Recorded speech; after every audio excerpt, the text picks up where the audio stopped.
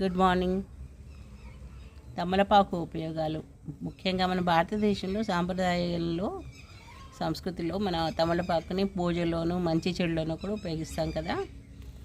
యాక్చువల్గా దీన్ని మనము త్రిమూర్తుల స్వరూపాలు అట్లా అని భావిస్తాం అన్నమాట. వాళ్ళకి ప్రీతిదాయకం అని భావిస్తాం.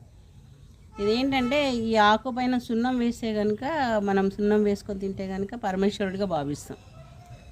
అలాగే దాంట్లో ఆకుని బ్రహ్మగా భావిస్తాము.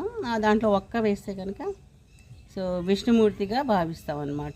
సో ఈ విధంగా మనం మన భారతీయ సాంప్రదాయానికి ఇది చాలా చాలా చాలా మెరుగైనదనమాట, ముఖ్యమైనదనమాట. ప్రతి ఫంక్షన్లో మనం వాయినాలు ఇచ్చుకోవడం ఇలాంటివన్నీ చేస్తాం కదా. సో దీన్ని వాయనమని, తాంబూలమని, తర్వాత చిలుకలు కట్టడం అని, ఓకే, ఆ తర్వాత సుపారి అని కూడా అంటారు దీన్ని. రకరకాల సుగంధ ద్రవ్యాలు అవన్నీ వేసి కూడా ఇస్తుంటారు పాన్ షాప్స్లో. ఈ వెరైటీస్ అయితే ఓ 200 పైనే పాన్ వెరైటీస్ ఉన్నాయి. కాకపోతే ఏంటంటే దీన్ని మనం ఎలాగో ఉపయోగించాలంటే రోజు 2 ఆకులు మార్నింగ్, 2 ఆకులు సాయంత్రం, అలాగే తొడమ తీసేసి తింటే కనుక చాలా ఉపయోగాలు ఉన్నాయి. తొడమ తీసేసి, ఎందుకంటే తొడమలో మనకి విషపూరితమైనవి ఉంటాయని చెప్పారు. ఆకు ఒక్కటే మంచిదంట. సో ఇంకా ఏంటంటే మనకి ఆకుపైన సున్నం వేసుకొని తింటే కనుక అది కాల్షియంకి బాగా ఉపయోగపడుతుందని చెప్పేసి, శక్తిని ఇంక్రీజ్ చేస్తుందని చెప్పేసి చెప్తారు. సో ఇంకా చెప్పాలి అంటే దీంట్లో మనకి ఇలాచి, ఆ తర్వాత మన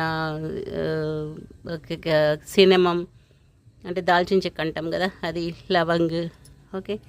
సో ఇలా మిరియాలు కొన్ని ఇలాంటివి వేసుకొని మనం టీ లాగా చేసుకొని తాగితే కషాయం కనుక ఇది నంబర్ ఆఫ్ యూజెస్కి బాగుంటుందండి. డైలీ టీలా కూడా తాగొచ్చు. కాకపోతే ఏంటంటే లైట్గా పెట్టుకోవాలి, చిక్కగా పెట్టుకోకూడదు.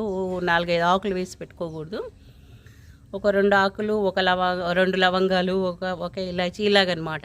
తక్కువలో మనం లైట్గా చేసుకొని ఒకసారి రోజుకొకసారి తాగుతుంటే కనుక సో నరాల్ని ఉత్తేజపరుస్తుంది అంటారు. అంటే న్యూరాలజికల్ స్టిమ్యులేషన్ కోసం చాలా ఉపయోగపడుతుంది.